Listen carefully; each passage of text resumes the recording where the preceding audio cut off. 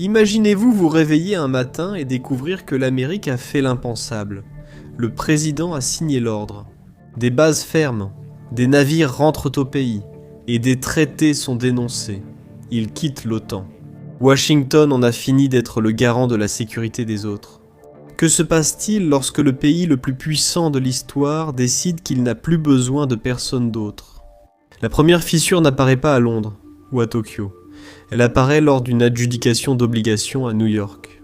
Le dollar américain est la monnaie de réserve mondiale, et la plupart des Américains ont entendu dire que cela tient à la taille de l'économie et à la profondeur des marchés.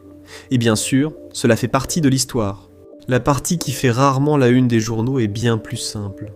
Le dollar occupe le centre du commerce mondial parce que, depuis 70 ans, l'Amérique est le seul pays au monde capable de garantir que les règles sont appliquées. Chaque porte-conteneur traversant le détroit de Malacca, chaque baril de pétrole quittant l'Arabie Saoudite, chaque câble sous-marin traversant l'Atlantique, tout cela s'est retrouvé sous le parapluie sécuritaire américain, que personne n'a eu besoin de demander, parce qu'il a toujours été là. Lorsqu'une banque à Singapour ou un fonds en Suisse détient des dollars, ils détiennent plus que du papier. Ils misent sur le fait que le système continuera de fonctionner. Au moment où une base américaine ferme, ce pari commence à sembler beaucoup moins certain. L'Arabie Saoudite serait en train de négocier la vente future de pétrole en yuan chinois. La Russie et la Chine ont déjà déplacé une partie de leur commerce vers des monnaies locales. Le groupe des BRICS propose des alternatives depuis des années. Rien de tout cela n'a suffi à détrôner le dollar, car les alternatives ont toujours été plus faibles. Une fois que la sécurité américaine se retire, les alternatives plus faibles commencent à apparaître comme les seules options restantes. Le Trésor s'en aperçoit en premier, les acheteurs étrangers, qui détiennent environ un quart de la dette fédérale américaine, plus de 9 000 milliards de dollars, réduisent lentement leur position. Un quart de point, puis un demi, puis un point de pourcentage entier. Cela semble peu jusqu'à ce que les chiffres vous rattrapent. Le budget fédéral consacre déjà plus d'argent aux intérêts qu'à la défense. Une hausse d'1 point des coûts d'emprunt ajoute en moyenne 350 milliards de dollars au déficit chaque année au cours de la prochaine décennie. Le pays qui était censé économiser de l'argent en mettant fin à ses alliances finit par payer plus qu'il n'a jamais dépensé pour les maintenir. Cette économie estimée à 80 milliards de dollars par an est effacée plusieurs fois par une hausse des coûts d'emprunt. Puis, c'est le pétrodollar qui se fissure. Pendant des décennies, le pétrole a été fixé en dollars parce que Riyad a accepté cet arrangement en échange de protection. Retirez la protection, et l'arrangement devient facultatif. Saudi Aramco commence à accepter le yuan à grande échelle. Les Émirats arabes unis suivent, puis l'Irak. En quelques mois, une grande partie du commerce mondial du pétrole s'effectue hors dollar. Voici la partie jamais dite à voix haute. Pendant toutes ces années, alors que l'armée américaine était présente, elle faisait aussi un deuxième travail, soutenir le dollar. La première victime du retrait s'avère être le Trésor américain lui-même. Il y a environ 750 sites militaires américains dans près de 80 pays. Les plus grands font la une des journaux. Ramstein à elle seule est la plus grande plateforme logistique à l'étranger, gérant un énorme pourcentage du fret aérien militaire américain et du personnel se déplaçant vers l'Europe, l'Afrique et le Moyen-Orient. D'autres sont plus petits, discrets, faciles à ignorer. Pistes de ravitaillement, stations radar, dépôts d'équipement, quelle que soit leur taille, ils achètent tous la même chose. Une crise dans le golfe Persique offre quelques heures de temps de réaction si les forces sont déjà à proximité. Cela prend des semaines si elles doivent traverser les océans. Une colonne russe avançant dans les pays baltes peut être interceptée en quelques heures si le matériel est à prépositionner, mais pas du tout s'il reste stocké aux États-Unis. Le temps est la seule ressource militaire qu'on ne peut ni acheter, ni fabriquer, ni stocker. Fermez les bases, et l'Amérique en abandonne la majeure partie. Les porte-avions regagnent leur port d'attache. Il y en a 11 dans la marine américaine, la plus grande flotte au monde. Mais un porte-avions à Norfolk n'est pas la même chose qu'un porte-avions en Méditerranée. Il faut des semaines pour se mettre en position. En cas de crise, ces semaines font la différence entre la dissuasion et les conséquences. Un pétrolier commercial est saisi dans le détroit d'Ormuz. Normalement, un groupe aéronaval serait à quelques heures de là. Maintenant, le plus proche est encore en train de traverser l'Atlantique. Aucune réponse n'arrive à temps. Ce navire est perdu. Et pour la première fois depuis des décennies, le monde voit une règle être brisée et rester brisée. Ce qui suit n'est pas une guerre immédiate, c'est quelque chose de plus dangereux. Des tests. La Russie teste les pays baltes. La Chine mène des exercices de blocus prolongés autour de Taïwan. L'Iran rapproche ses groupes affiliés des infrastructures saoudiennes. Rien de tout cela ne franchit la ligne rouge. C'est parce que les lignes ne sont plus claires. Le monde commence à comprendre jusqu'où il peut aller. Le système ne s'effondre pas d'un coup, mais il s'érode lentement. Le réseau de bases américaines n'a jamais servi uniquement à assurer une projection de puissance. C'était un chronomètre mondial. Et maintenant, cette horloge fonctionne différemment. Et maintenant, l'Europe est obligée de répondre à une question qu'elle a évitée pendant 70 ans. L'OTAN sans l'Amérique, ce n'est pas une rupture nette. Soudain, on attend d'elle qu'elle tienne seule. Sur le papier, l'Europe semble puissante. Elle possède une économie massive, une grande population, des armées modernes, mais en réalité, il y a des lacunes. Beaucoup de lacunes. La défense aérienne en est une. Au début de la guerre entre la Russie et l'Ukraine, les pays européens comptaient fortement sur les intercepteurs fournis par les Américains pour maintenir leurs opérations. Leurs usines ne pouvaient suivre la demande. Un continent qui était censé dissuader la Russie n'a pas pu, à lui seul, fournir suffisamment de missiles pour défendre un seul pays de taille moyenne. Les services de renseignement sont dans un état encore pire. Le réseau des Five Eyes, qui relie les États-Unis à la Grande-Bretagne, au Canada, à l'Australie et à la Nouvelle-Zélande, donne à chaque membre accès à un flux de données qu'aucun système européen ne peut égaler de manière indépendante. L'Allemagne a le BND, la Grande-Bretagne a le GCHQ, mais aucun d'eux n'égale la portée de la NSA. Couper le flux américain, et les dirigeants européens se retrouvent soudain dans le noir. Ils prennent des décisions concernant les mouvements de troupes russes à partir d'images satellites qu'ils achètent à des sociétés privées. Il y a aussi la question de savoir qui dirige réellement l'Alliance. Le commandement militaire de l'OTAN est assuré par un général américain 4 étoiles depuis 1951. Chaque plan, chaque exercice a été conçu autour de cette structure de commandement. Mettre un général français à ce poste est une excellente idée sur le papier, jusqu'au moment où il doit donner des ordres à des troupes allemandes en anglais, en utilisant un cadre américain qui n'est plus soutenu par les États-Unis. La fragmentation se manifeste déjà en temps réel. La Hongrie bloque les transferts d'armes vers l'Ukraine. La Turquie achète des systèmes de défense aérienne russes. L'alliance qui était restée unie pendant des décennies parce que l'Amérique était la puissance fédératrice, la nation capable de faire pression ou de passer outre les réticents. Sans cela, chaque désaccord se transforme en veto. La Russie n'a pas besoin d'envahir pour en profiter. Elle doit simplement attendre que les fissures s'élargissent. Un bataillon renforcé entrant en Estonie n'a pas à affronter l'OTAN. Il lui suffit simplement d'affronter le groupe de pays européens, qui pourra être rassemblé dans le temps imparti, sous n'importe quel commandement improvisé à partir des décombres. La question ici n'est pas de savoir si l'OTAN existe, mais si elle fonctionne. Pendant que l'Europe fait face à une crise existentielle, l'Asie passe à l'action. Le Japon vit sous la protection nucléaire américaine depuis 1945. La constitution que les Américains ont rédigée après la guerre limite l'armée japonaise aux seules missions d'autodéfense. Pendant la majeure partie de la période d'après-guerre, le pays a maintenu le statu quo. Mais sans la garantie de sécurité américaine, cet arrangement s'effondre. Le Japon a la capacité technique de développer des armes nucléaires en quelques mois. Il possède des stocks de plutonium suffisamment importants pour produire des milliers d'ogives. La seule chose qui l'en a empêché, c'était la nécessité. Retirer le parapluie, et cette nécessité apparaît. Au moment où un essai de missile nord-coréen passe un peu trop près de Hokkaido, les priorités du Japon changent. La Corée du Sud fait face aux mêmes réalités. Le soutien du public à une dissuasion nucléaire indépendante existe depuis des années. Sans les forces américaines, ce soutien devient une politique officielle. Le spectre de l'arsenal nucléaire de Pyongyang plane lourdement. Les forces américaines en Corée constituaient la dissuasion. Retirer les troupes, et cette dissuasion doit venir d'ailleurs. Taïwan se retrouve dans la pire position de toutes. La politique américaine envers Taïwan a toujours été volontairement ambiguë. Sa sécurité dépend de cette ambiguïté. Washington ne reconnaît pas officiellement l'indépendance de Taïwan. Il ne promet pas non plus officiellement de défendre l'île. Elle laisse simplement la question ouverte, de manière à ce que Pékin considère que le risque d'une invasion est trop élevé pour passer à l'action. Les usines de TSMC à Hsinchu, qui produisent la grande majorité des semi-conducteurs les plus avancés au monde, se trouvent dans cette zone grise. Se retirer, et la Chine n'a pas besoin d'envahir. Elle n'a qu'à attendre, imposer un blocus et exercer une pression. Un cordon naval autour de l'île, une campagne de cyberattaque contre le réseau électrique. Quelques mois d'asphyxie économique, et un gouvernement taïwanais qui ne voit aucun groupe aéronaval américain venir à la rescousse commence à négocier sa propre absorption. Et c'est plus ce qu'on entend pour tout le monde. Lorsque la production de TSMC devient un atout chinois plutôt que taïwanais, toute la chaîne d'approvisionnement technologique mondiale se retrouve avec un nouveau maître des accès. Apple voit désormais un seul gouvernement contrôler les deux extrémités de sa chaîne d'approvisionnement. Nvidia voit ses lignes de production passer sous l'autorité de son plus grand rival géopolitique. L'équilibre change sans qu'un seul coup de feu ne soit tiré, juste une réorganisation silencieuse de qui contrôle quoi. Le réseau de l'Alliance américaine en Asie faisait bien plus que simplement soutenir une poignée d'États dépendants.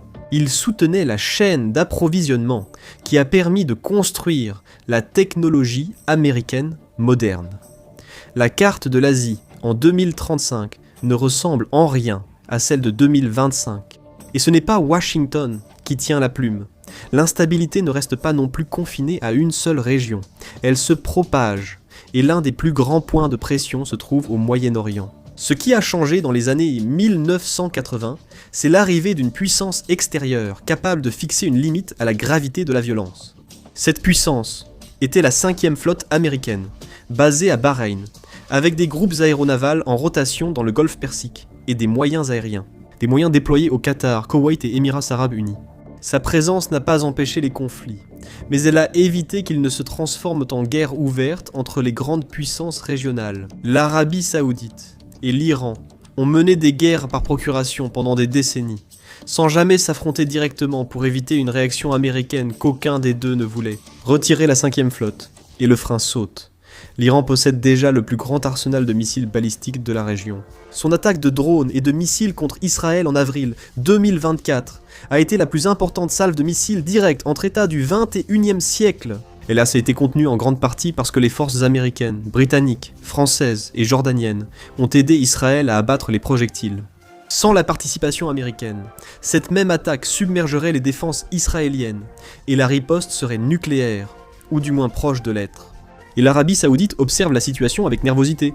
Le royaume a laissé entendre que si l'Iran obtenait la bombe, ils en obtiendraient une aussi. Très probablement en achetant des ogives directement au Pakistan. La relation entre l'Arabie saoudite et le Pakistan inclut depuis plusieurs années un financement du programme nucléaire pakistanais. L'accord tacite a toujours été que la faveur serait rendue si nécessaire. Avec le départ des Américains, cette faveur est désormais réclamée. Une course aux armements nucléaires dans une région sans système d'alerte précoce ni capacité de seconde frappe est un risque inédit pour le monde. Le temps de réaction à un lancement de missiles régional est de 6 minutes. Riyad et Téhéran ne disposent pas d'une infrastructure décisionnelle adaptée à un délai aussi court. Et cela, c'est avant même de parler du pétrole. Des millions de barils transitent chaque jour par le détroit d'Ormuz. Sans la 5e flotte, chaque capitaine de pétrolier se demande si la prochaine vedette iranienne va les laisser passer ou les couler. Le pétrole ne fait pas qu'augmenter, il devient imprévisible. Les marchés ne peuvent pas stabiliser ce qu'ils ne prévoient pas. Une perturbation suffit à provoquer des ondes de choc dans les chaînes d'approvisionnement mondiales, touchant tous, y compris les consommateurs américains à la pompe. Une hausse soudaine ajoute 15, 20, 25 $ au prix d'un plein. Les compagnies aériennes augmentent les tarifs pour couvrir le coût du carburant. Les coûts du transport routier augmentent, et en quelques semaines, les prix grimpent dans les supermarchés, rayon par rayon. Et c'est ainsi que cela se répercute aux États-Unis. Non pas comme un gros titre, mais comme une facture. Le Moyen-Orient est l'artère du système énergétique mondial. Cette artère ne reste ouverte que tant que quelqu'un disposant d'une marine la surveille. Un employé de l'industrie de défense sur la chaîne de production du F-35 chez Lockheed Martin ne lit pas les notes de politique étrangère. Il lit sa fiche de paie, et lorsque les commandes alliées cessent, celle-ci change avant que la politique ne change. Le même système qui projette la puissance américaine à l'étranger est celui qui fait tourner l'économie mondiale de la défense. L'industrie de la défense américaine est de loin la plus grande au monde, avec une avance que rien d'autre n'approche. Des entreprises comme Lockheed Martin, Raytheon et Boeing représentent une grande partie des dépenses mondiales de défense. Et cela va au-delà des achats américains. Ce sont aussi les achats des alliés. Le programme F-35, le système d'armes le plus coûteux de l'histoire, a été maintenu financièrement viable grâce aux acheteurs alliés. La Grande-Bretagne, l'Italie, l'Australie, le Japon, la Pologne et plus d'une douzaine d'autres pays ont tous adhéré. Le coût unitaire de l'appareil a diminué au fil du temps, précisément parce que la production a été répartie entre autant de clients. Si l'on se retire du système d'alliance, ces clients commencent à s'en aller. Certains d'entre eux pourraient ne pas avoir d'autres options à court terme. La Grande-Bretagne ne va pas commencer à acheter des chasseurs russes, mais les contrats à long terme, les accords de maintenance et les programmes de prochaine génération restent tous incertains. L'Allemagne développait déjà le système de combat aérien du futur avec la France et l'Espagne comme alternative européenne au F-35. Avec le départ des Américains, ce programme passe d'une solution de rechange à une priorité. L'initiative bouclier du ciel européen, qui devait permettre aux pays européens d'acheter des batteries patriotes américaines, et restructurer autour d'alternatives françaises et italiennes.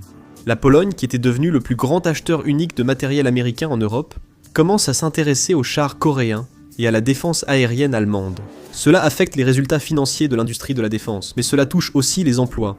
Plus d'1 million d'Américains travaillent dans la base industrielle de la défense. Les usines se trouvent au Texas, dans le Maine et en Virginie. Les membres du Congrès représentant ces régions ont passé des décennies à défendre le système d'alliance, parce que les salaires de leurs électeurs en dépendent.